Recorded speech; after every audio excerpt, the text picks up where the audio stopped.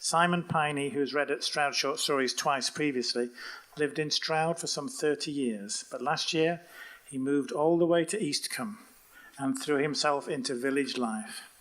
Writing, he says, has struggled against gardening and regularly loses out. Short stories have taken over from the unfinished novel. But a fortnightly writers' group, lubricated by red wine, keeps him honest and scribbling. A story collection remains on the stocks. Please welcome to read Goodnight Irene, Simon Piney.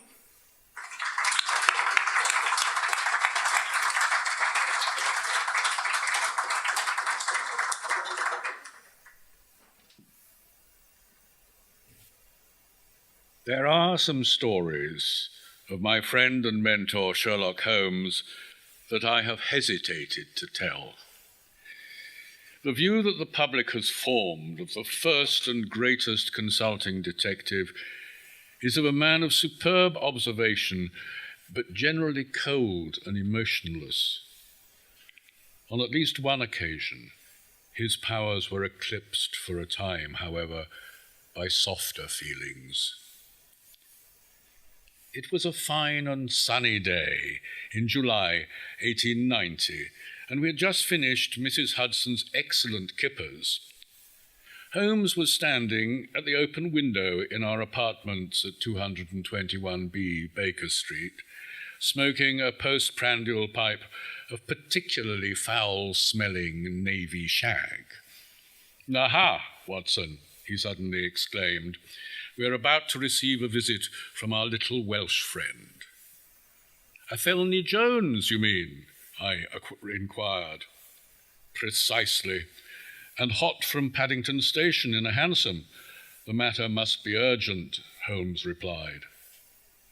"And how do you guess Paddington?" I inquired.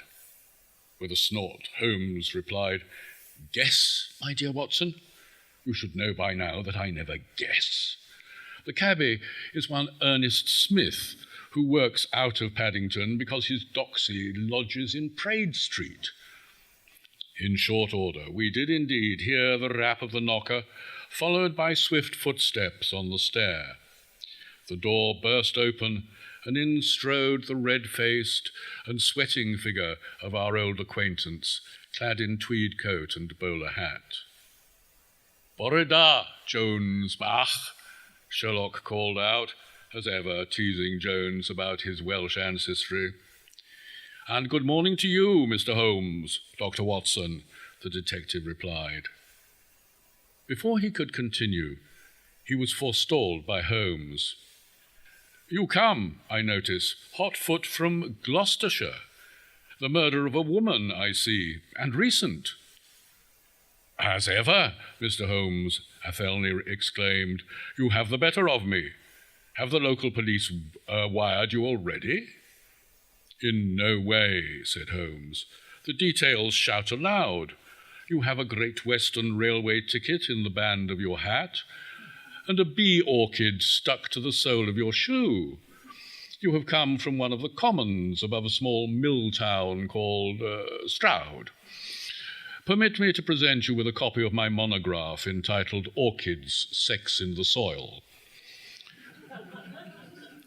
"Right as ever," said Jones. "But how do you know of the murder?" "There are 3 clues, which even Watson here could distinguish if he were to take the trouble to observe."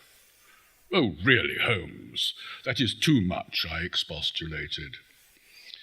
"You see, Watson, but you do not observe.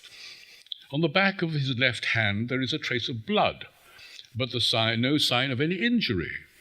He would not come to me with a simple case of a fray, so it must be murder." "But a woman, how on earth?" "Oh, again simplicity itself. On the cuff of his right sleeve there is a smear of red lipstick, and do you not detect a faint aroma of perfume?" "French, I think. I have written on this too in my monograph, with samples, entitled What's That Smell? A Sensorium of European and American Perfumes." "As ever, Mr. Holmes, You make it seem so straightforward, and you are right, Jones answered. Now I fear you must prepare yourself for a shock. I suggest you sit down. What is it, man? Holmes ejaculated. The victim, sir. I believe she was known to you.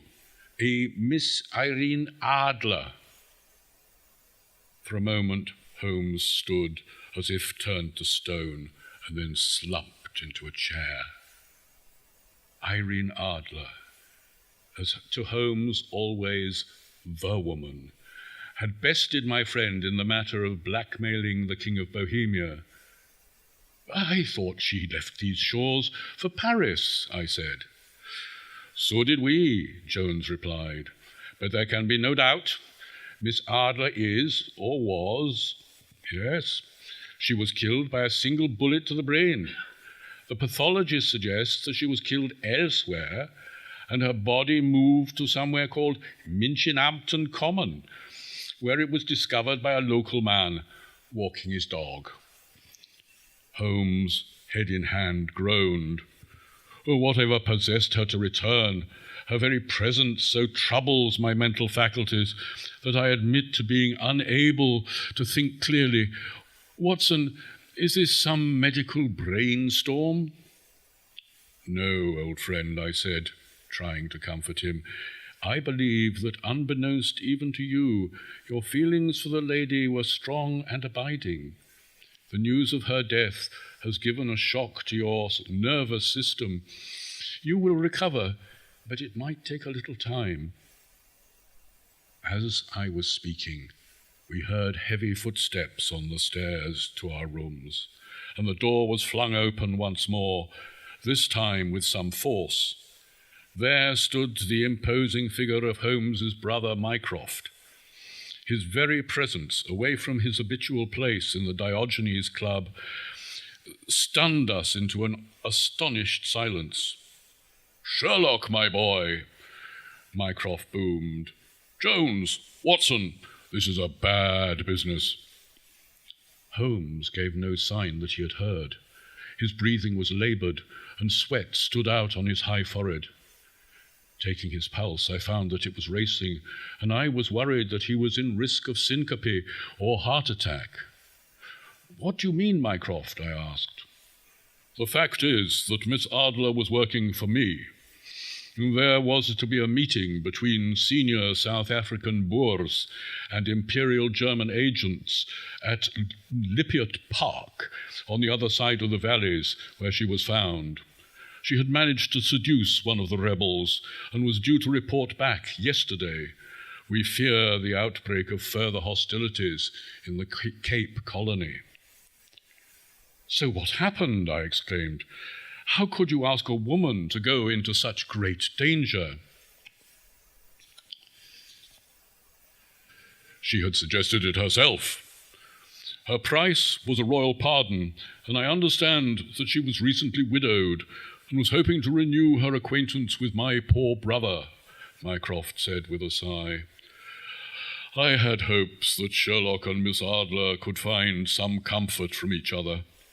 As far as we can determine, she must have been discovered and shot to silence her. We have a couple of suspects in custody already, but there are diplomatic problems. There's nothing for you to do, Jones, or you, Sherlock. The matter is now in the hands of my department. Our Home Secretary, Henry Matthews, is very worried. You see, Lippiott Park was the seat of the gunpowder plot, and he fears the worst."